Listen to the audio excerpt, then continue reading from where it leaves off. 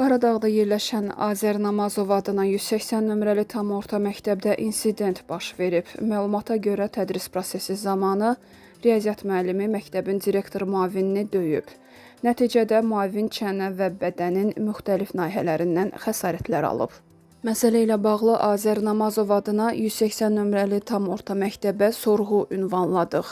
Məktəbdən Qafqaz İnfonun sorğusuna cavab olaraq bildirildi ki, 28 oktyabr 2025-ci il tarixində 180 nömrəli tam orta ümumi təhsil məktəbinin riyaziyyat müəllimi uşaqlarla məktəbdən kənar və sinifdən xaric tərbiyə üzrə təşkilatçı ilə münaqişə yaradıb və ona xəsarət yetirib. Məsələ ilə əlaqədar hüquq mühafizə orqanlarına məlumat verilib.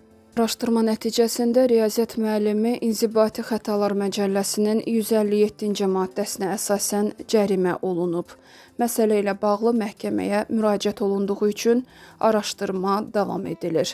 Məktəbdə pedaqoji mühitə zidd davranışına, məktəb rəhbərliyinə, müəllimlərə qarşı uyğunsuz münasibətinə və təhsil verənlərin etik davranış qaydalarını pozduğuna görə qeyd olunan riyaziyyat müəlliminə sonuncu xəbərdarlıqla şiddətli töhmət verilib. Qeyd edək ki, hadisə barədə ilk məlumatı Teleqraf yayıb.